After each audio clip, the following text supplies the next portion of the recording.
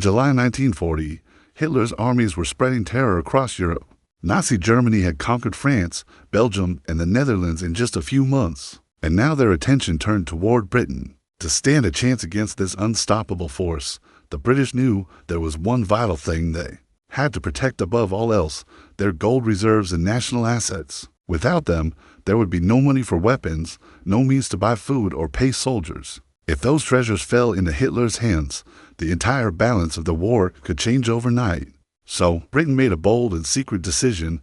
They would evacuate their gold across the Atlantic Ocean, all the way to Canada. But why Canada? That choice was far from random. The decision to send Britain's fortune to Canada was rooted in centuries of shared history and trust. Long ago, much of what is now Canada had been part of New France, a French colony. But after the 7 Years' War, Britain defeated France and forced them to give up this vast territory. Under the Treaty of Paris in 1763, from that point on, Canada became part of the British Empire. By 1867, through the British North America Act, Canada's status was elevated to that of a dominion. This meant that while Canada could govern its own domestic affairs and had its own parliament and prime minister, its foreign policy, military, and defense still remained under British control. During World War I, Canada and other dominions fought bravely beside Britain, sacrificing thousands of lives for the empire's victory. After the war, however, a global wave of self-determination, encouraged by U.S. President Woodrow Wilson, began to reshape the world. The Dominions started demanding full independence, no longer content to live in Britain's shadow. Recognizing that these lands were vast, economically strong, and far from London's reach, Britain realized it could no longer rule them as simple colonies.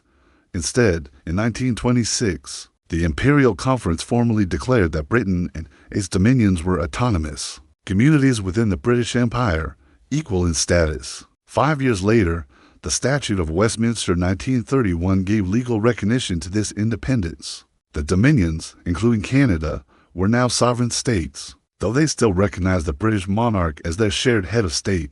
Thus, when World War II broke out, Canada wasn't just a loyal ally, it was a partner Britain could completely trust. The United Kingdom and Canada were not only linked by history, they were also bound by deep financial cooperation. In 1935, Canada founded its central bank, the Bank of Canada. As one of the last Western nations to establish such an institution, Canada looked to the Bank of England for guidance and expertise in shaping its monetary system. At the same time, Britain had been encouraging the development of central banks across the Commonwealth, aiming to strengthen financial stability within the empire.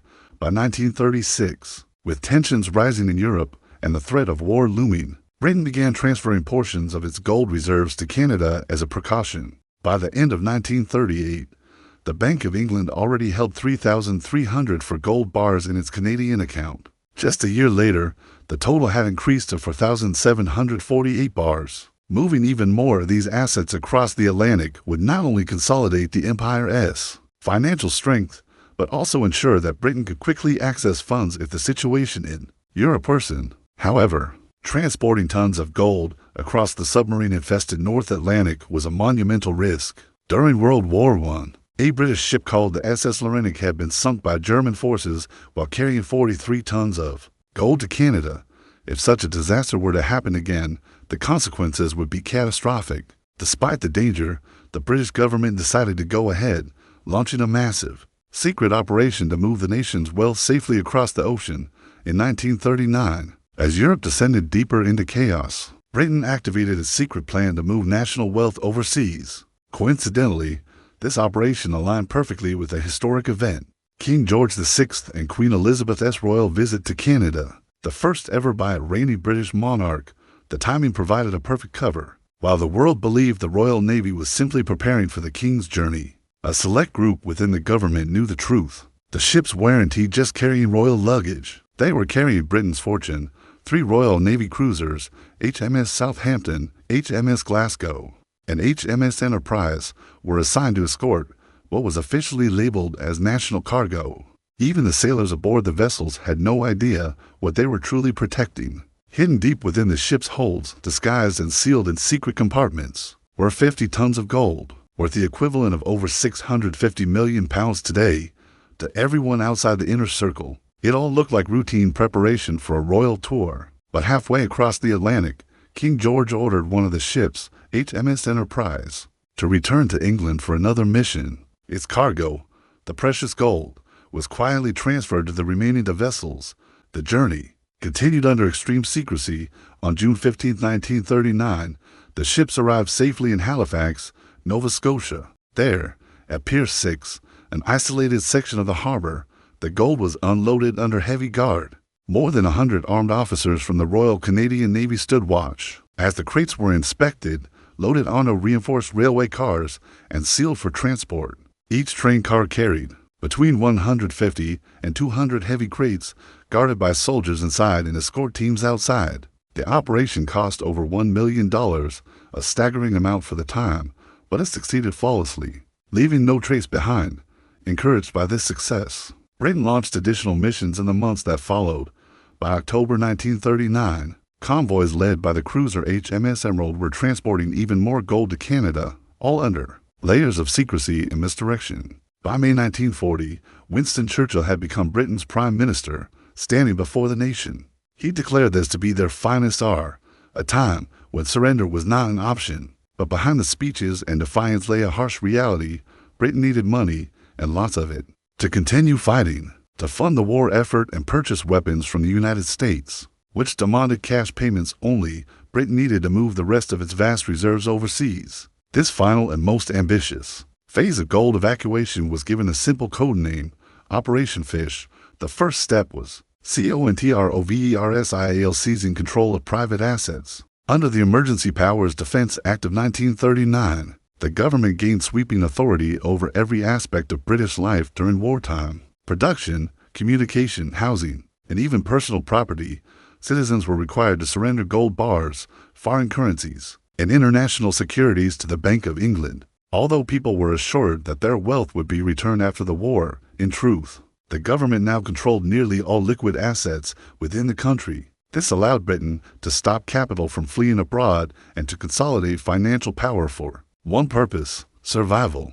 Every ounce of gold and every valuable document that could be used to purchase arms or trade internationally was gathered, sealed, and prepared for transport to Canada. However, traditional shipping routes like Plymouth and Liverpool were far too busy and exposed to prying eyes. Loading thousands of gold bars and crates of documents would attract immediate suspicion. Britain needed a perfect disguise, something ordinary, something nobody would question. They found it in one simple word: fish. The brilliance of Operation Fish lay in its deception to the outside world. These warranty ships carrying a nation's fortune, they were cargo vessels full of fish. Fish was the perfect cover. It was shipped in large quantities across the Atlantic. It had a strong odor that discouraged inspection, and it required sealed, chilled containers to preserve freshness. Ideal conditions for hiding sealed crates of gold and securities. Everyone involved, from dock workers to sailors, was told they were transporting fish. To speed up the operation, all restrictions on cargo weight were removed. The only instruction was simple: get everything loaded and get it out of Britain. On May 30, 1940, the first ship of the operation, HMS Revenge, quietly departed for Canada. In its hold was an estimated £40 million worth of treasure, the equivalent of over £2 billion today. Soon after, two Canadian passenger liners, the Antonia and the Duchess of Richmond, joined the mission, each carrying another £10 million in gold and bonds. A few days later, the RMS Furious followed, successfully delivering £20 million more to Halifax. Yet as the shipments increased, so did the risk. With weight limits abolished, many ships began suffering structural damage from the sheer mass of their precious cargo. Among them was the HMS Emerald, a ship once used to escort the royal family in 1939. It was stripped down and rebuilt entirely to maximize storage space for the gold evacuation. On June 24, 1940, the Emerald left Greenock, Scotland, carrying one of the largest single shipments in history: £30 million in gold and another £200 million in bonds and securities. Every inch of the ship was packed, from ammunition holds to the captain's quarters. The Bank of England's representative, Alexander Craig, was forced to sleep on top of crates of currency for the entire voyage. At first, the Emerald sailed with 2 destroyer escorts, but as they entered the stormy North Atlantic, the escorts, designed for speed, not endurance, were forced to turn back, leaving the gold-laden ship completely alone and below the waves. The most dangerous predators of all were waiting, the German U-boats. At that very moment, beneath the freezing waters of the North Atlantic, Nazi Germany was perfecting a terrifying new strategy, the wolf pack in German. Brutal tactic. The method was chillingly effective.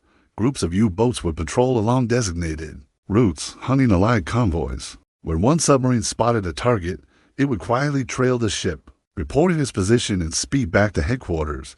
Then, as darkness fell, multiple U-boats would converge, surrounding the helpless vessels and attacking all at once. Just a week before the HMS Emerald set sail, one such wolf pack had annihilated convoy HX-47, sinking 5 ships and destroying more than 40,000 tons of Allied cargo. Hundreds of sailors were killed. The British Admiralty was shaken.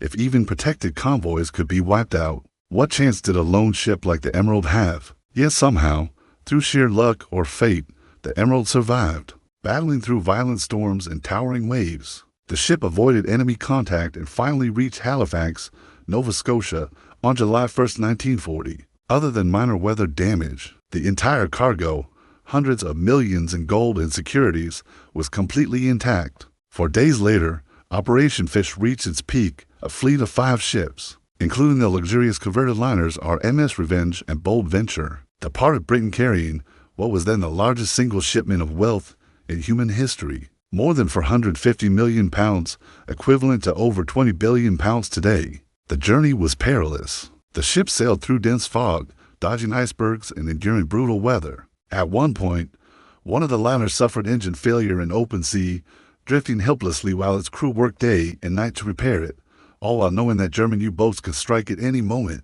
Miraculously, every ship made it. Not a single bar of gold was lost. Within weeks, Britain had successfully transported the majority of its national wealth across the Atlantic, an achievement that would later be called one of the most extraordinary logistical and military operations of the entire war. The true genius of Operation Fish lay not just in its success at sea, but in the absolute secrecy that surrounded every stage of it. Most of the gold shipments within Britain were transported only at night. The trains and convoys moved silently between ports like Plymouth, Liverpool, and Greenock, with no public announcements, no radio transmissions, and no insurance paperwork. Not even Britain's own war risk insurance office was informed. To further confuse German spies, the convoys often set sail during storms or heavy fog, deliberately using bad weather to mask their movements. Every possible precaution was taken, and it worked. When the last gold-laden ships reached Canadian shores, not a single person outside the operation had any idea what had truly happened. Once in Halifax, the crates were transferred onto heavily guarded trains bound for Montreal, Canada's financial capital. As the trains rolled into the city, the streets above remained calm and unaware. Beneath their feet, one of the largest transfers of wealth in human history was unfolding. The gold and securities were brought to the Sun Life building, then the largest office complex in the entire British Commonwealth. But there was a problem. The existing vaults were already full. For years, not only Britain, but also other European nations like Norway, Belgium, and the Netherlands had been secretly storing their reserves in Canada. To solve this, engineers began constructing a new underground vault, 3 levels deep, directly beneath the Sun Life building. Workers labored around the clock, breaking through concrete floors and reinforcing the new chambers with steel beams salvaged from an abandoned railway. They borrowed a massive steel vault door from the Royal Bank of Canada, installing it into a concrete wall nearly a meter thick, above ground. The massive cement mixers continuously poured sand, gravel, and concrete down through pipes to fortify the underground structure. The finished vault was impenetrable, a fortress beneath the city. It was guarded day and night by the Royal Canadian Mounted Police, while 5,000 unsuspecting office workers carried on with their daily routines in the building above, completely unaware that one of the greatest treasures in human history lay just beneath their feet. While the securities and confidential documents remained locked beneath Montreal's Sun Life building, most of the physical gold was transported further inland to Ottawa, the capital of Canada. There, the Bank of Canada's underground vaults on Wellington Street still had room, and soon became home to the largest gold reserve in the world outside the United States. By the time World War II reached its peak, these vaults held an astonishing 186, 332 gold bars and 226 tons of coins, all carefully sealed and accounted for. They belonged not only to Britain, but also to several of its European allies, Norway, Belgium, and the Netherlands, nations that had trusted Britain enough to send their treasures with hers across the Atlantic. Canada's role in this extraordinary mission was selfless. The Canadian government did not charge a single dollar in storage or handling fees. Every ounce of wealth was protected free of cost, guarded under the tightest security imaginable. For years, thousands of Canadian workers labored in secrecy within the vaults of the Bank of Canada and the Sun Life building, 12-hour shifts, day and night. Yet not one detail of the operation ever leaked. It wasn't until 1946, after the war ended and documents were declassified, that the public finally learned about Operation Fish, the largest movement of physical wealth in recorded history. Looking back, it's easy to think Britain's fears were exaggerated. After all, London never fell to Nazi occupation, and the gold might have been safe where it was. But in 1940, with Europe collapsing and German power at its peak, no one could be sure of anything. If Hitler had gained access to that gold, the war and the world might have ended very differently. By daring to risk everything on one audacious plan, Britain secured not only its own survival, but also the financial stability of the Allied cause. Operation Fish stands today as a testament to courage, secrecy, and ingenuity, a breathtaking gamble that paid off, ensuring that freedom itself had the means to fight back.